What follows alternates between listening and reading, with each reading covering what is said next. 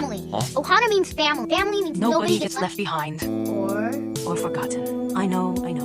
I hate it when you use Ohana against me. Why are you trying to go against what Mama and Papa said? Because we were left behind. I know.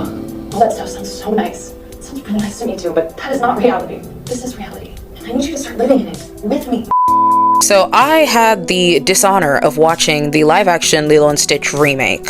And man, it is exactly how everyone said it is. Forget what you're seeing from various publications praising how much money it's been able to gross.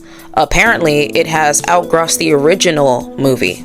How did the Ohana Means Nothing movie outgross the Ohana Means Everything movie? Lilo and Stitch was never just about a girl and her alien. It was about grief, indigenous erasure, foster care systems, and the legacy of colonialism in Hawaii.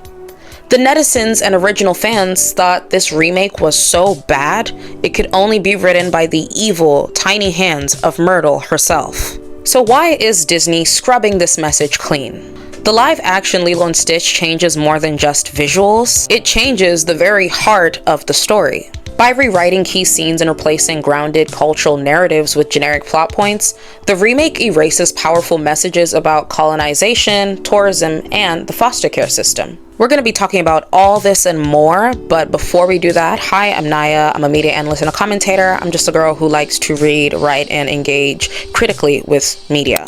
So if you're seeing my face and you're not subscribed, subscribe right now. Join the little tribe. We have fun here. And yeah, let's get straight into this video. 2002 animated film Lilo and Stitch is set in Kauai, Hawaii, and offers a nuanced portrayal of contemporary Hawaiian life. It centers Lilo, a young Hawaiian girl, and her older sister, Nani, who are navigating life after the loss of their parents. The film authentically represents Hawaiian culture through its setting, its music, its characters, and its incorporation of local customs and language. For instance, the concept of Ohana, meaning family, is a central theme in the movie.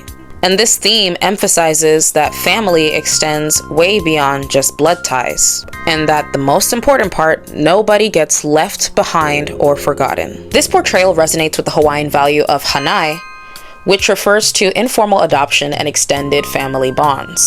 Now let's talk about the OG themes in the original animated movie. Firstly, we have a very strong anti-tourism / anti-colonialism messaging going on. While not overtly political, Lilo and Stitch subtly critiques the impact of tourism on Hawaiian communities. Lilo is depicted photographing and mocking oblivious tourists, highlighting the commodification of the Hawaiian culture. Nani's employment at a resort offering fakey luau's underscores the performative aspects of tourism that often misrepresent or oversimplify native traditions. These elements reflect the tension between preserving authentic Hawaiian culture and catering to tourist expectations. Now, let's talk about Myrtle and what Myrtle represents. In the live-action Lilo and Stitch, Myrtle barely has a role at all. In fact, she's kind of standing around there and you don't even know she's Myrtle until it gets pointed out. But let's talk about the 2002 version. Myrtle Edmonds represents a wealthy mainland settler descendant family, a stand-in for how tourism and white settlement in Hawaii often displace and alienate native Hawaiian families. While Lilo is grounded in her culture, environment, and personal struggles, Myrtle is a caricature of privilege. She has all the resources, approval, and popularity Lilo is denied. Her parents are never shown, but her wealth and clean-cut presentation suggest affluence and assimilation into the idealized, tourist-friendly Hawaii, one that erases the lived experience of actual native Hawaiians. There's a scene, I think at the start of the movie, where they're in hula class and Myrtle essentially mocks Lilo for being different. Myrtle mocks Lilo for being weird and for her interest in non-conventional things like feeding a pet fish with peanut butter sandwiches. What Myrtle frames as weird is in fact a reflection of Lilo's intimate relationship with nature.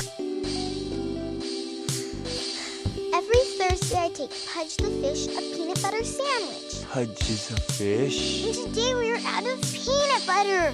As well as superstition and care, deeply tied to Hawaiian spirituality, and animism, which is, in definition, the attribution of a living soul to plants, inanimate objects, and natural phenomena. Myrtle's disdain towards this highlights the Western perspectives and how they marginalize indigenous beliefs. Now, I wanted to use the second example of Myrtle representing this colonial idea. So Myrtle's clique follows her unquestioningly, reinforcing a colonial-style social hierarchy where the wealthiest girls and most assimilated lead. These girls reinforce Myrtle's ridicule of Lilo, isolating her socially. This reflects how colonial and tourist-oriented systems often marginalize the native voices in favor of more palatable people. Lilo attempts to integrate herself and show interest in Myrtle's group, but she is immediately rejected. Not for any true wrongdoing, but for the sole fact that she does not conform. Myrtle says things like, "You're crazy," which literally delegitimizes Lilo's different worldview, one rooted in grief, cultural identity, and socio-economic struggle. It's a metaphor for how Indigenous Hawaiians are often excluded from conversations about their own homeland. Myrtle's shallow interest and mockery of Hawaiian culture reflect the touristic gaze, consuming Hawaiian culture as entertainment without respecting its roots. In contrast to Lilo's deep emotional and spiritual ties to her environment, Myrtle views it all with detachment, echoing how tourists often treat Hawaiian land and culture as a backdrop to their vacation. In this scene, during the pet show, Myrtle brings a purebred dog, completely polished and accessorized. And then we have Lilo, who brings Stitch, who is messy, misbehaved, a little bit wild, but ultimately very loving. Myrtle represents the sanitized image of Hawaii marketed to outsiders, polished, controlled. Stitch represents chaotic aloha, the real messy family and community ties that resist being tamed or commercialized. Interestingly enough, Myrtle never changes or grows throughout the story. She doesn't learn to evolve like other characters within the film. This could be interpreted as intentional, a critique of how settler/tourist culture remains resistant to change and unbothered by the harm it causes to the locals. Myrtle doesn't apologize, grow, or even face consequences. She floats above the story, untouchable, much like how tourism in Hawaii often fails to acknowledge its disruption of native communities. Now that we're done with all the Myrtle talk and what she represented, let's go into the second theme that was underrepresented and underwritten in this movie. You know what? It wasn't even written. They took it out entirely, and that is the CPS and foster care system. The film addresses the challenges faced by families under the scrutiny of the Child Protection Services, CPS. Cobra Bubbles, the social worker assigned to Lilo's case, represents the institutional pressures that threaten to separate the sisters. Nani's struggle to maintain custody of Lilo while facing economic hardship and societal judgment highlights the systemic issues within the foster care system, particularly for marginalized communities. Let's talk about you. Are you happy? I'm adjusted. I eat 4 food groups and look both ways before crossing the street, and take long naps, and get disciplined. Indigenous representation. Lilo and Stitch stands out for placing Native Hawaiian characters at the forefront of its narrative, a departure from the common practice of relegating Indigenous characters to the background. The film showcases aspects of Hawaiian life such as hula dancing, surfing, and the use of Hawaiian language, providing audiences with a glimpse into the island's rich cultural tapestry. However, it's important to note that while the film features Native Hawaiian characters, it was created by non-Native writers and producers, which has led to discussions about the authenticity and depth of its cultural representation. Now let's go into how the live action sanitizes the message of the OG Lilo and Stitch. The original Lilo and Stitch subtly critiques American colonialism by portraying the complexities of identity, belonging, and the impact of colonization on indigenous communities. The live-action remake, however, appears to sidestep these critical themes, opting for a more sanitized narrative that removes the uncomfortable truths associated with American colonialism. What if Lilo came to live with us? Oh, no, Juju, that is way too much. It is usually a much easier transition in these foster situations if the family, Hanai or otherwise, are involved. In the animated film, the character Cobra Bubbles represents the CPS system, which highlights the challenges faced by Indigenous families under government scrutiny. The live-action version seems to depict the CPS in a more favorable light, potentially trying to push the idea that governmental intervention is inherently beneficial, thereby glossing over the systemic issues faced by marginalized communities. In the original film, it included subtle jabs at the tourism industry, as I said before, such as the portrayal of oblivious tourists and depiction of economic struggles faced by the locals. These elements serve to critique the commodification of Hawaiian culture and the displacement of native communities. But in the remake, it appears that it's been downplayed, which has led to the dilution of the film's commentary on the adverse effects of tourism on indigenous populations. The live-action adaptation seems to present Hawaiian culture through a homogenized lens, focusing on aesthetic elements while neglecting the deeper cultural narratives. This approach risks commodifying indigenous culture, reducing it to a marketable backdrop devoid of its rich history and significance. And I just want to add in that I wouldn't think it's crazy that because of the current landscape that we are both politically and media-wise, that this is how big companies such as Disney would choose to go about this. One of the people involved in the creation of this live action actually came forward and said that he tried his very best to get Pleian Address, because we really didn't get to see Pleian Address like that. Not that little screenshot people are trying to use to justify. We didn't see Pleian Address, and he said that he tried his best. It was very vague. He didn't tell us what happened, but I just know that the big name executives and the big board executives did not want an alien cross-dressing as a woman, because probably in this landscape it's referred to as woke. Interesting, because this was just something that was in the OG 2002 animation that really didn't disturb or bother anything. And we have people, degenerates, in the comments talking about how they're trying to turn it woke. Everything about that story is woke. Disney, on the other hand, might be trying to change that. Before I finish this video, I wanted to look into the alternate ending for Lilo and Stitch, because apparently I didn't know that there was an alternate ending for the original 2002 animated one. In the original version of Lilo and Stitch, the climax featured Stitch, Jumba, Pleakley, and Nani hijacking a commercial Boeing 747 from Lihue Airport to rescue Lilo from Captain Gantu.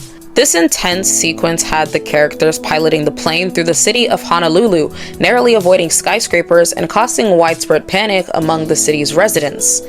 The scene was designed to showcase the lengths to which Stitch and his newfound family would go to protect one another, emphasizing themes of unity and defiance against oppressive forces. That alternate ending does remind me a lot of the political landscape of America, where we have tons of families being separated and torn apart, and the fact that this scene right here symbolizes their willingness to stay together as a family.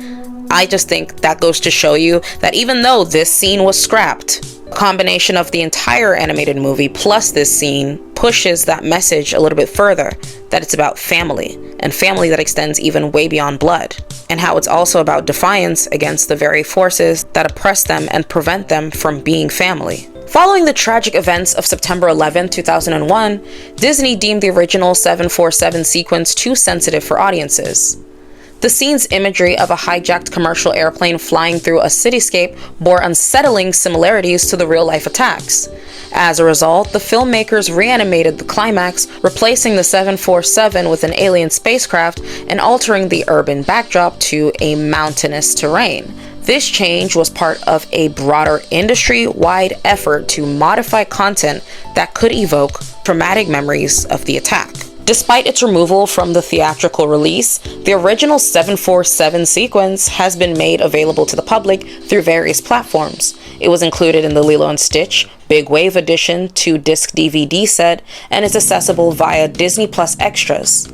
Additionally, the scene can be viewed online, providing audiences with insight into the filmmaker's initial vision and the narrative depth that was altered in the final cut. Why does this matter, you might ask? In a media landscape where there is either not enough stories about indigenous cultures and people who are non-white, the sanitization of a movie whose messaging was extremely clear and strong about this has to be a very, very deliberate choice. When indigenous stories are retold through a corporate lens, they often lose their teeth. They prefer sanitization of critique in favor of mass marketability, and they know who their current audiences are and who they can make mad. Many younger generations may never see the original context or meaning of the story. The Lilo and Stitch remake doesn't just retell the story, it rewrites its values. With that, we come to the end of today's video. Did you watch this movie? Do you miss the original Ohana, which I know you do? How ridiculous did you think it was on a scale from 1 to 10 that Nani decided to end up pursuing her dreams of being a marine biologist and ends up leaving her sister behind? At this point, Thunderbolts is the original Ohana Means Family movie. But yeah, I wanted to come here, drop my 2 cents on this because I grew up with Lilo and Stitch, and I was actually a little bit excited when I had first heard about the announcement. Nonetheless, tell me how you guys found the movie. Don't forget to like, comment, share, and subscribe. You know that here we talk, we have fun, we engage in the discourse. And yeah, thank you so much, and I will see you guys in my next video.